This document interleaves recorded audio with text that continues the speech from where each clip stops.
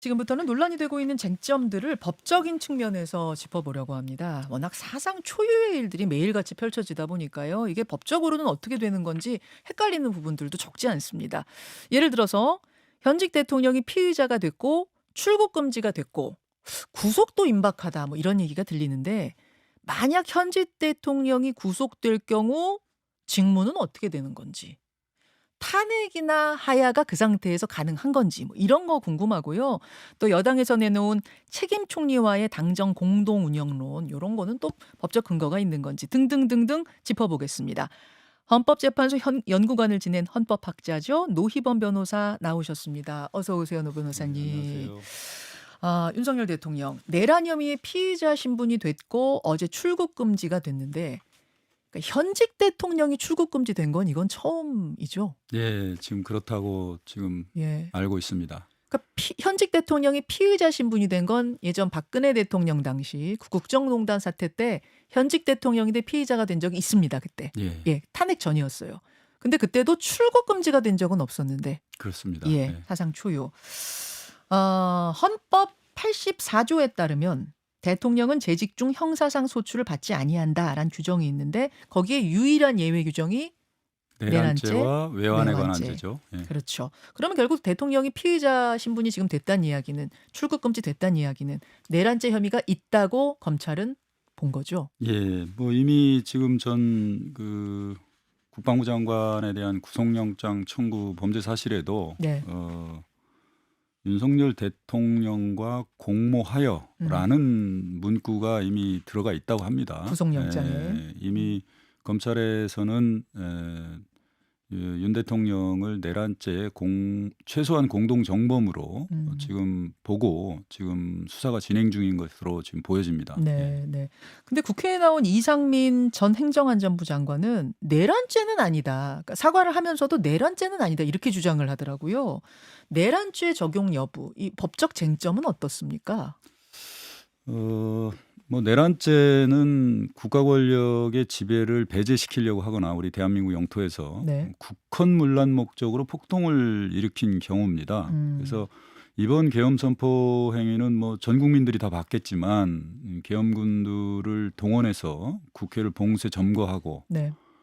국회에서 국회의원들을 끌어내서 국회에서 집회 결의를 못하게 막으려고 했던 거 아닙니까? 그렇죠. 실질적으로 헌법기관의 어떤 권능을 정지시키려고 했던 불가능하게 하려고 했던 것입니다. 그런데 이게 바로 이제 형법에는 국헌문란 목적이라는 게 과연 뭐냐에 대해서 정의를 해놨습니다. 형법 91조에 예. 헌법기관의 어떤 헌법기관을 전복시키려고 하거나 헌법기관의 권능을 불가능하게 하려는 경우거든요. 명백히 국회의 어떤 권능을 정지시키고 행사를 할 수 없도록 만들었다는 점에서 바로 형법이 정확하게 이제 정의를 내린 국헌문란 목적이라는 것을 그대로 보여주는 것이고요. 그렇다면은 그런 목적으로 과연 폭동을 일으킨 것이냐? 뭐 폭동이라는 게 이제 폭행이나 협박이 있었다는 건데. 네. 우리나라 최정예 군대가 지금 뭐 전 국민들이 봤겠지만 총을 들고 네. 국회 본회의장에 침투해서 점거하려고 했던 것 이미 폭행 협박이 실행이 착수가 있었던 것이죠. 그런 점에서 이번 계엄 사태와 국회 점거 폐쇄하려는 그런 시도는 명백히 형법의 내란죄에 해당된다고 저는 판단이 됩니다. 그 황교안 전 국무총리 이분 이제 법무부 장관 출신인데 이렇게 주장을 했더라고요. 대통령이 생각과 판단이 좀 부족하다고 할 수는 있겠지만 나라를 무너뜨릴 목적을 가지고 있다고 하는 건 말이 안 된다. 즉 내란죄 적용 안 된다 이런 취지로 이분이 언급을 하셨던데. 뭐 나중에 뭐 다시 판단을 뭐 수사 결과를 통해서 다시 뭐 드러나고 재판 과정에서 드러나겠습니다만 윤 대통령의 어떤 충정이 어떤 형태로 발현됐는지는 모르겠지만 실제 객관적으로 나타난 것은 명백히 그렇죠. 국회의 어떤 권능을 마비시키려고 했던 것은 분명하다. 네. 그리고 그렇다면 국회의 권능을 마비시킨다는 것은 우리 헌정 질서를 중단시키는 것이고 그게 바로 국헌문란이다라는 거죠.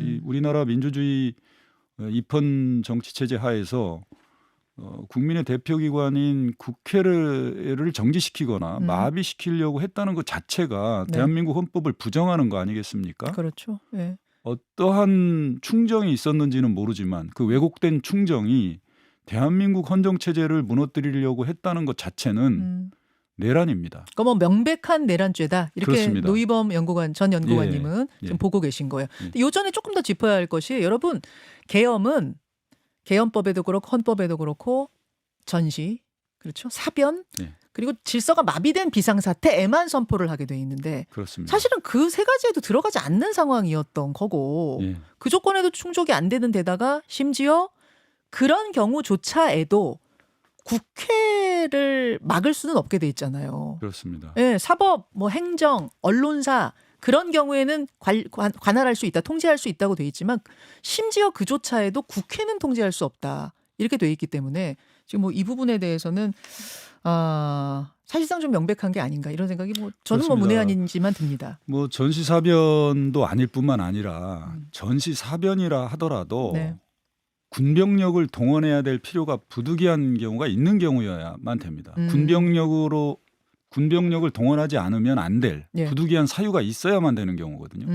실제 전쟁이 발발하더라도 군병력을 동원해서 치안 유지라든가 공공의 안녕 질서 유지를 위해서 군병력이 필요한 경우여야 되는데 전시여도 그렇습니다. 이 두 가지 요건이 전혀 충족되지 않은 상태였고요. 이 평화로운 시기에 이 계엄군을 통해서 국회를 점거 폐쇄하려고 했다는 것 자체가 이 헌정 질서를 무너뜨린 것이 아니고 무엇이겠습니까? 지금 헌법재판관 9명 중에 6명이 동의해야 탄핵이 결정이 되는 건데 지금 6명이잖아요. 네, 그렇죠. 3명이 공석입니다. 그럼 6명 만장일치가 돼야 되는 상황인 건가요? 그렇습니다. 예. 그 9명 중에 3명이 공석인 부분은 뭐 법적으로는 이게 하자는 없겠습니까?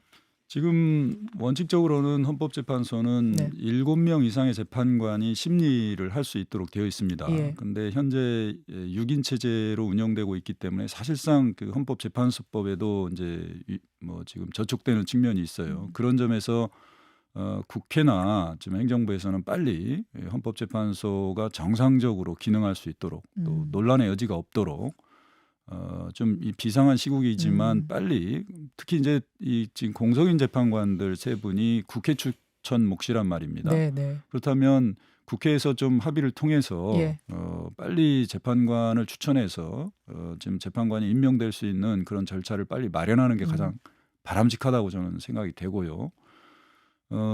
그래서 헌법재판소가 지금 6인 체제에서 아무것도 안 하고 있을 수는 없고 그렇기 때문에 이제 그 7인 이상의 있어야만 심리를 할 수 있다는 조항을 뭐 일시적으로 좀 정지시켜 놔서 6인이 되긴 되는데. 예, 6인이 이제 심리를 하고는 있습니다. 다만 이제 6인이 심리를 한 후에 6인만으로 결정까지 할 수 있느냐에 대해서는 네. 아직 명확한 이제 헌법재판소도 답변을 못 내놨어요. 심리는 할 수 있는데 마지막 결정까지 할 수 있느냐는 지금 예. 의문부예요. 예, 그 효력 정지를 시키면서도 헌법재판소에서는 최소한 네. 신속한 재판을 받을 필요가 있고 예. 그 재판관이 충원이 늦어지게 되면은 예. 재판이 계속 더 연장될 수도 있다.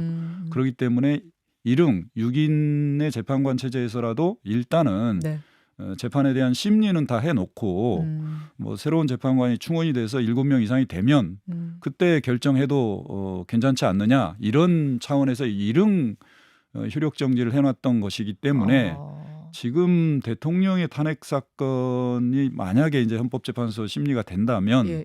가급적 빨리 충원하는 게 낫겠네요. 충원해서 어떤 논란이나 예. 뭐 어떤 이견이 없도록 하는 그렇게 것이 하는 게 가장 이상적이다. 맞습니다. 자, 논란이 되고 있는 법적 쟁점들 더 들여다보겠습니다.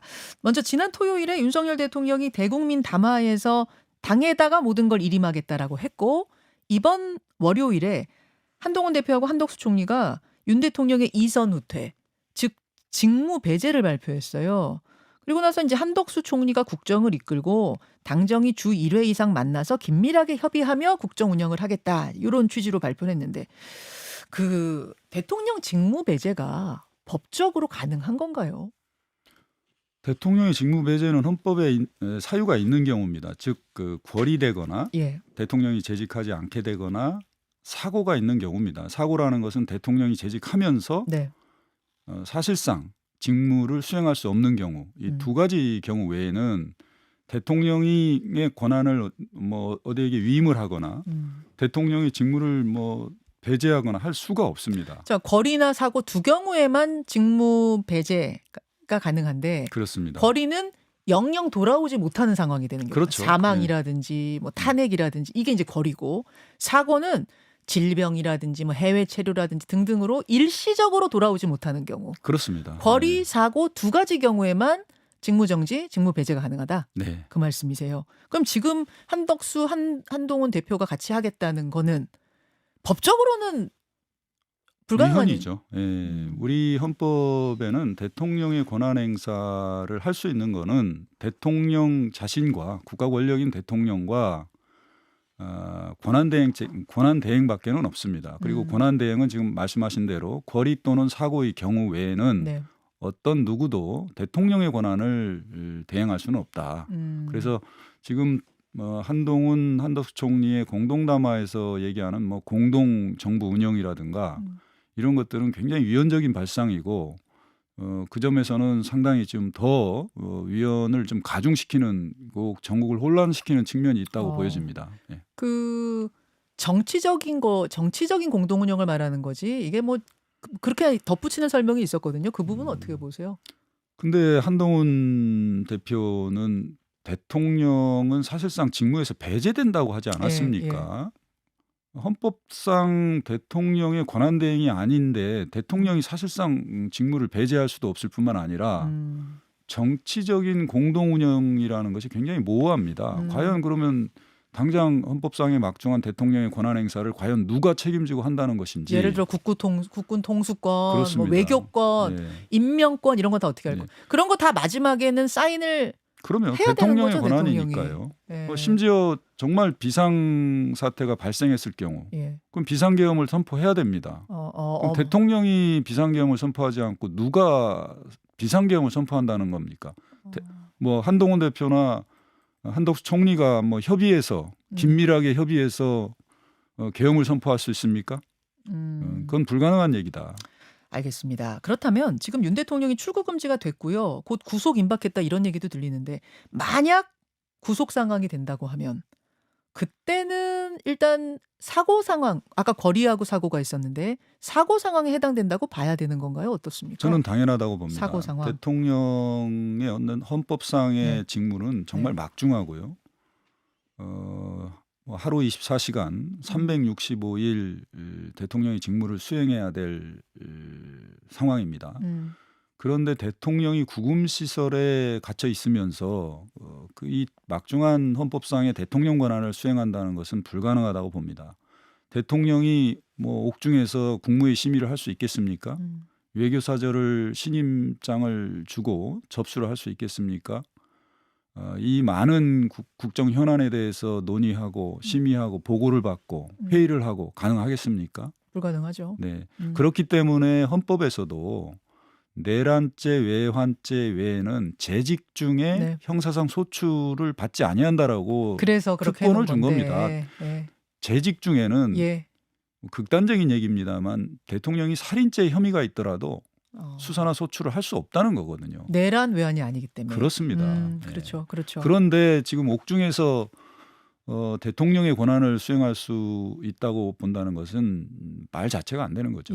또 건국대학교 한상희 교수는 구치소에서도 직무를 수행할 가능성이 있다라는 또 취지로, 그럴 가능성도 있다라는 취지로 말씀을 하셔서 제가 좀 여쭸어요. 뭐 가능성이 있다라는 것은 아마 윤 대통령이 아마 자신의 어떤 직무를 놓지 않겠다 뭐 이런 취지가 아닌가 싶습니다. 법적으로 가능하다는 얘기가 아니라 윤 대통령이 그렇게 시도할 것이다라는 걸 보신 게 아닌가. 그런 취지가 아닌가 싶습니다. 뭐 또 일각에서는 뭐 무죄 추정의 원칙상 유죄 확정 판결이 나야만 뭐 사고다 이런 얘기를 하시는 분도 있다고 제가 들었는데 이 대통령의 사고시 권한대행 체제라는 것은 대통령의 헌법상 권한 직무의 어떤 중대성 때문에 실질적으로 권한 행사가 불가능한 경우에는 대행 체제로 간다는 것이 우리 헌법이 예정하고 있는 것이지 예.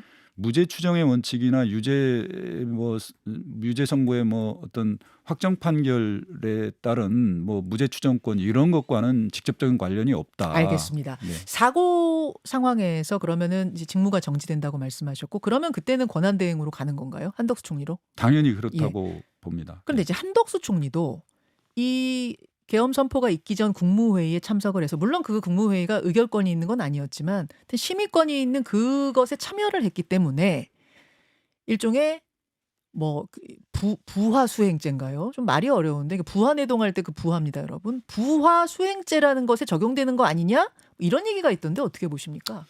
우선 해당 국무회의에서 아니면 그 전이든 후든 한덕수 국무총리가 어떤 관여가 있었는지는 사실은 제가 잘 모르기 때문에 섣불리 말씀을 드릴 수는 없습니다만 한덕수 국무총리가 현행법상 국무총리이고 대통령이 유고시에는 권한 대행을 할 수 있는 제1순위 국무위원입니다. 국무총리이기 때문에 현행 헌법상으로는 한덕수 국무총리가 설령 내란의 어떤 혐의를 받고 있는다고 하더라도 1순위 권한대행자다라는 거고요. 다만 국회에서 한덕수 국무총리가 탄핵이 가결돼서 권한이 정지된다거나 아니면 검찰이나 경찰의 어떤 수사를 통해서 내란 혐의자로 체포 구금되는 경우가 생긴다면 거기도 또 사고가 생기면 그러면 그 차순위 그다음이 누구예요? 그럼 기획재정부 장관 부총리가 이제 그 차순위 권한 대행자가 됩니다. 근데 그분도 또 그렇다면 또다시 교육부총리를 맡고 있는 분이 이제 제 3순위 권한 대행이고요. 알겠습니다. 그런 식으로 법은 정리된다는 거 이제 좀 이 논리를 이해하셨을 거예요. 그 구속이 되면 대통령이 만약 구속이 되면은 그러면 탄핵이나 하야나 이런 트랙은 어떻게 되는 거냐 이것도 궁금한데 그건 별개로 봐야 되는 거죠? 그렇습니다. 그 형사상 수사를 받고 체포 구금되는 것과 대통령 스스로 사임하거나 하는 것과 탄핵 가결은 전혀 별개로 진행될 수 있고요. 구속이 돼도 탄핵시킬 수 있고 하야도 할 수 있고 그렇습니다. 별개입니다, 여러분. 한 가지만 더 지금 질문이 하나 들어왔는데요. 만약 내란 수괴죄가 이 판결이 최종 판결이 나면은 이게 형이 어떻게 되는가? 무기징역 사형 그 정도 아닌가요? 그 형법 87조를 보면은 그 내란의 수괴는 사형 무기징역 또는 무기금고의 법정형을 두고 있습니다. 그리고 모의에 참여하거나 지휘하거나 중요한 임무에 종사한 경우에는 사형 무기 또는 5년 이상의 징역 또는 금고에 처한다고 되어 있고요. 네. 단순히 부하 수행하거나 단순 가담한 자는 5년 이하의 징역 또는 금고에 처한다고 이렇게 규정이 되어 있습니다. 지금 일반 병사들도 굉장히 많았잖아요. 거기 이제 국회에 들어간 군인들이나 이런 경우까지도 이 적용이 될까요? 어떻게 사례가 있습니까? 저는 판례가?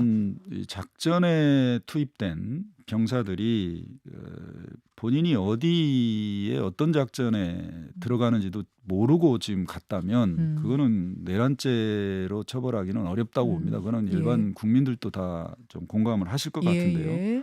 지금 나온 진술에 의하면 군인들은 훈련을 하는 줄 알고 출동을 했고 와보니 국회였다. 그래서 본인들도 너무 어리둥절하고 당황했다 그런 얘기가 나오죠. 다만 이제 이런 군의 어떤 상명하복 체계나 군 조직의 어떤 특수성에 비춰서 상관이 명령을 내리기 때문에 자신이 이게 옳고 그름에 대한 판단이 없는 상태에서 어떤 상관의 명령을 지시했을 뿐이지 이 목적범이거든요. 내란죄는 국헌을 물러날 목적이 있어야 됩니다. 그래서 해당 병사들이 과연 윤석열 대통령이나 이런 사람들처럼 헌정 질서를 문란시키고 국정을 혼란시킬 목적으로 지금 작전에 투입됐다고는 볼 수 없어서 그들은 제외가 될 것이다. 내란죄 혐의로 있다고 보기는 어렵다. 지금 내란 수괴죄가 굉장히 지금 무거운 죄인데 그럼 거기에 적용될 대상은 어디까지 정도라고 보세요?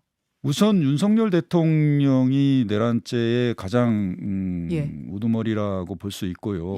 그다음에 김용현 전 국방부 장관이나 국방장관? 여인영 방첩사령관은 뭐 상당히 뭐 지휘하고 통솔하고 사전에 어떤 계획을 세웠던 부분이 있었던 것 같습니다. 그리고 통상적으로 내란의 수계는 단 한 명만을 말하는 것은 아닙니다. 그리고 그렇습니까?